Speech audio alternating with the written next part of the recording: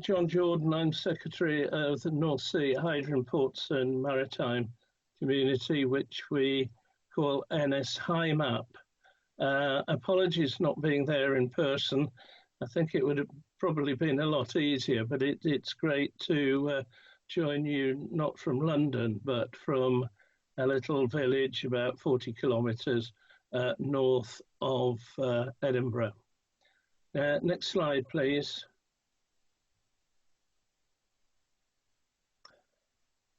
NS HyMap began as an information exchange in April 2020.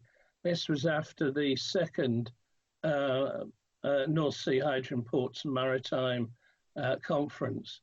And then we got around 30 members and became a membership-based association, 1st of January 2021. Members are drawn from ports, maritime and hydrogen sectors.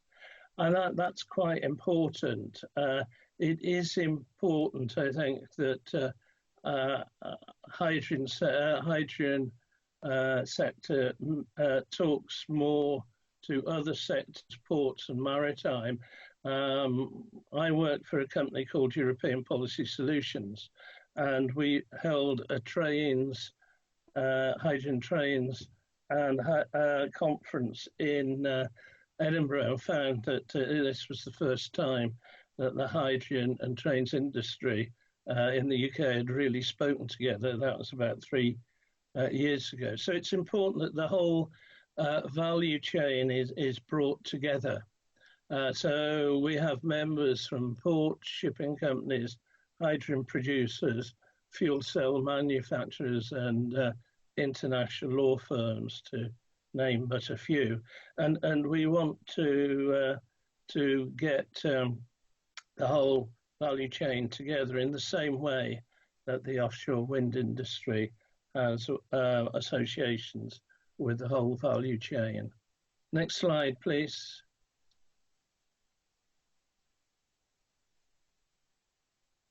Next slide. Thank you. The importance of the North Sea is apparent. It has some of the largest ports and harbours in the world. And if we're going to make the energy transition, then the North Sea is going to play a major role. And it's important that a hydrogen economy is embraced for the hard to abate sectors in terms of energy transition. So that is very much the maritime sector, where batteries and electrification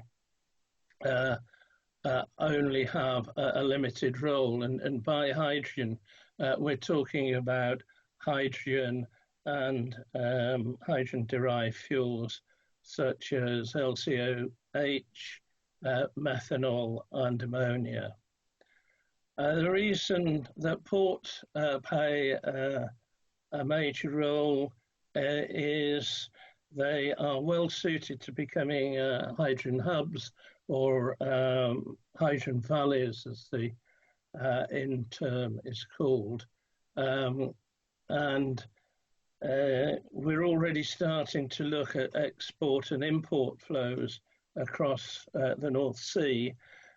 Some of the Scottish ports will probably start to export hydrogen in the mid-2020s, and the mainland North Sea ports such as Hamburg, Rotterdam, Amsterdam, Antwerp are likely to be importers around that time. Next slide, please.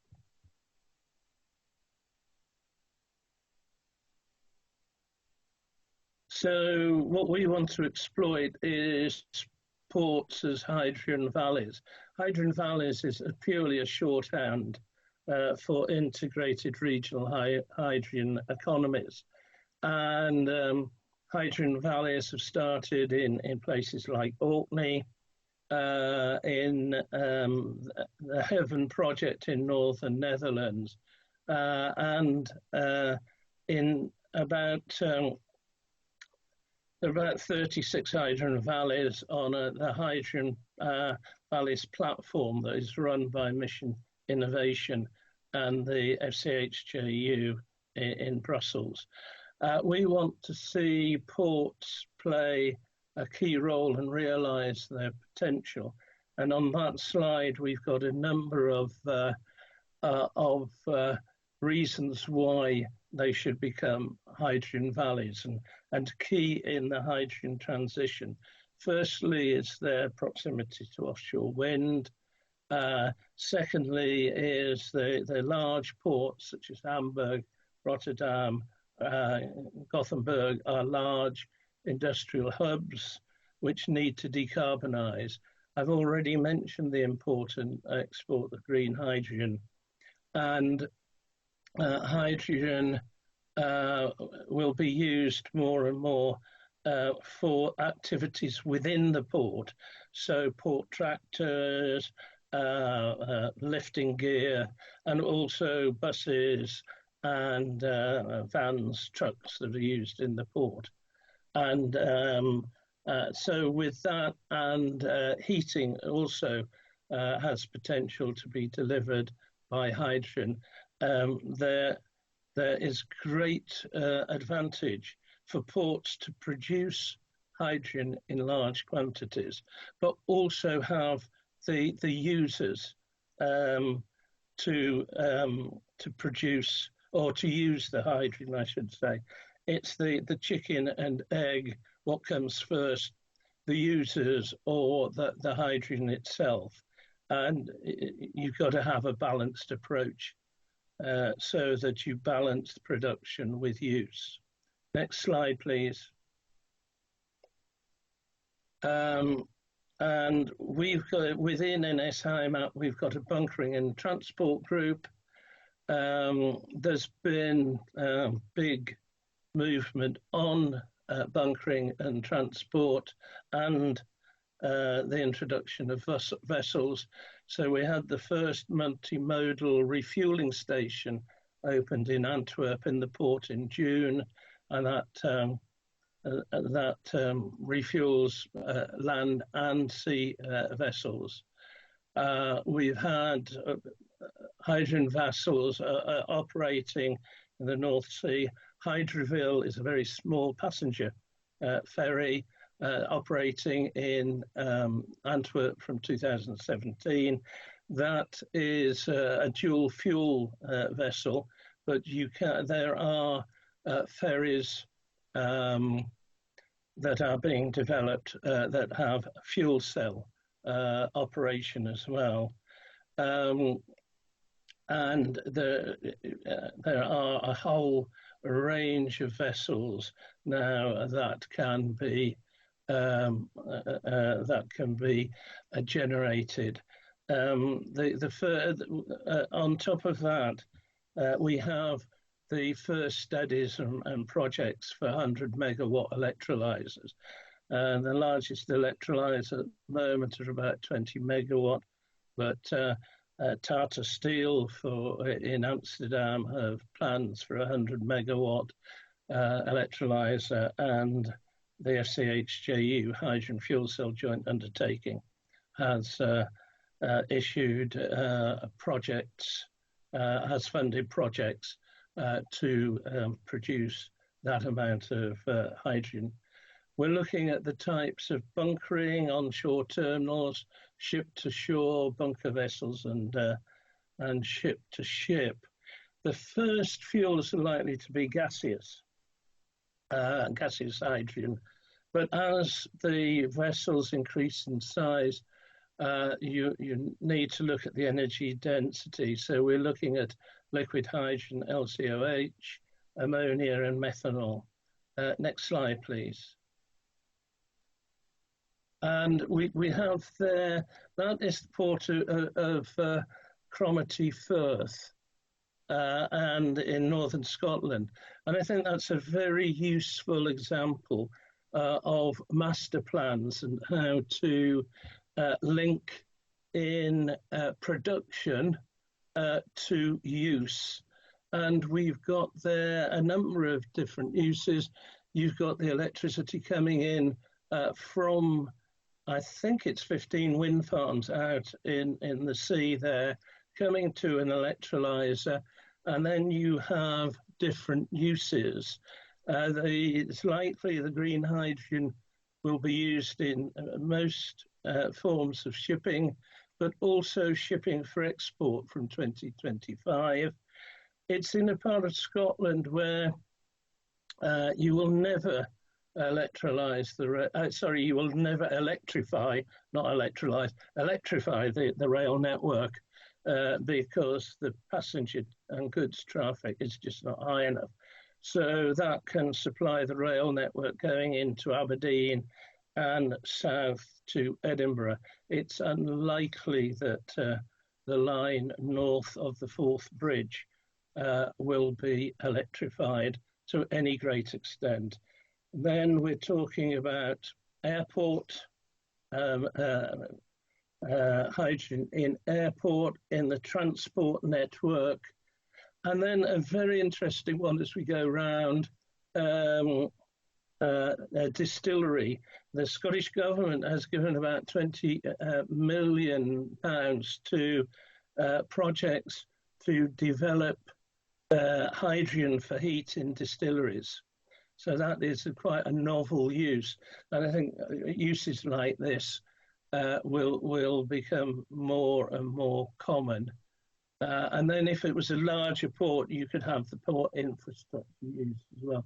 Then we've got aquaculture as a major opportunity, and there is talk of a spaceport in northern Scotland. So that's one of the first users of hydrogen. So a very interesting idea there, and many of the projects are taking shape, and it's an interesting way of mixing or balancing hydrogen production, green hydrogen production from electrolysis, with a variety of uses.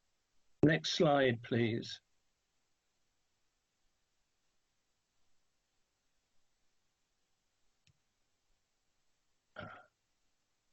So what we think is going to happen, and ports survive on shipping, so we need to have a look at not only the land side, but the seaside.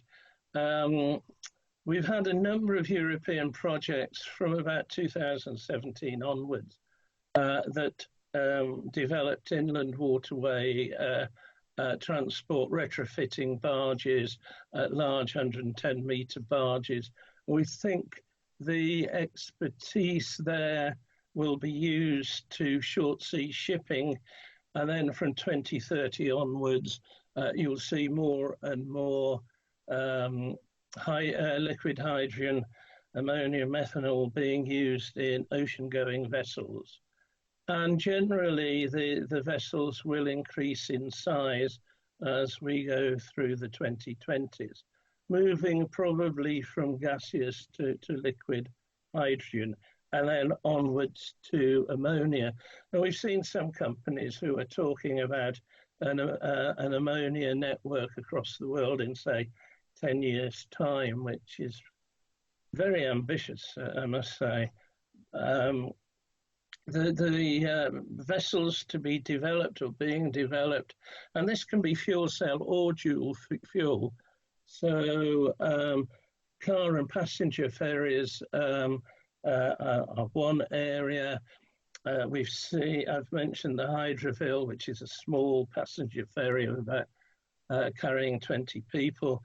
Well, there are talk about towards the end of the 2020s, post 2025, there is talk of large passenger ferry from Oslo to Copenhagen being a hydrogen ferry. Tugboats, we already have tugboats that are about to be delivered. We have a dual fuel tugboat being delivered in the port of Antwerp. And then one of our members, Ned Stack, has developed a fuel cell tugboat. Crew transfer vessels also looked at out to the wind farms, and again we've got dual fuel and fuel cell crew transfer vessels there, patrol vessels, and then eventually small cargo and container vessels. Next slide, please.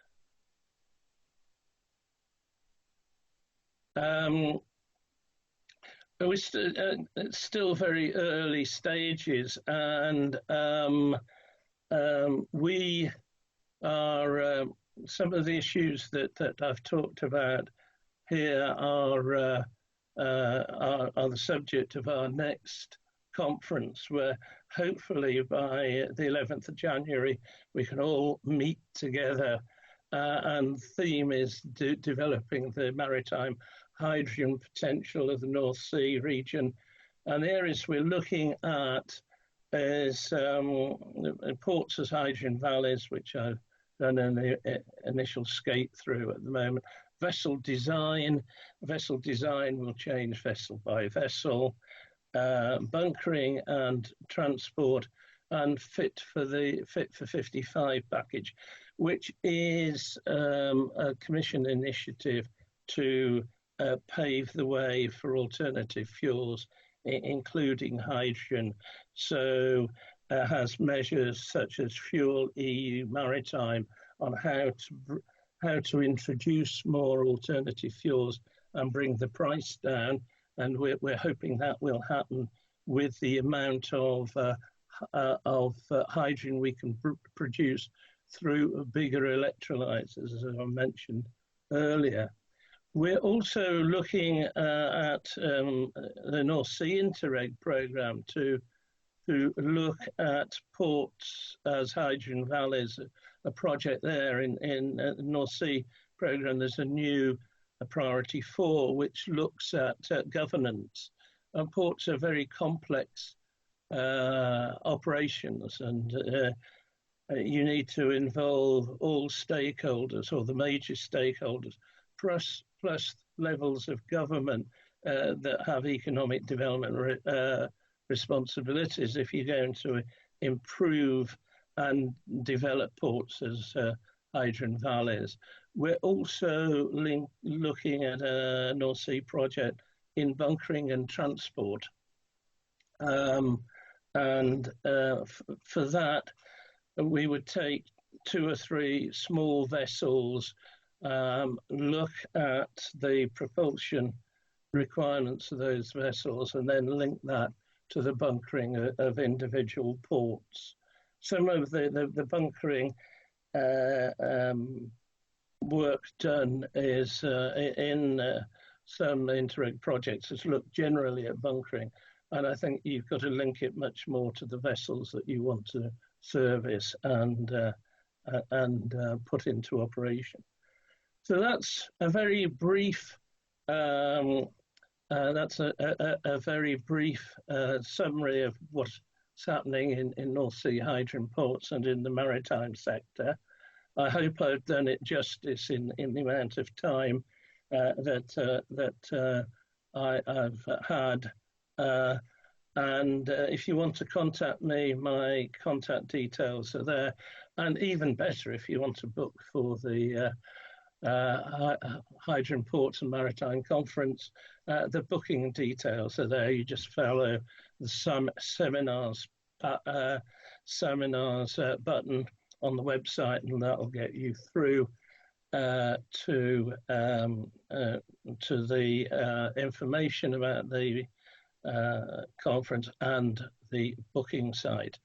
Thanks for listening, and apologies for all the problems that we've had in getting me linked up. And thank you for everybody in the Faroe Islands for their patience in linking me up. And thank you for one of the oddest experiences I've had is talking to a screen and getting absolutely no feedback. So I hope the feedback has been good in the hall and people have been nodding. And if it hasn't been good, contact me and let's get a discussion going.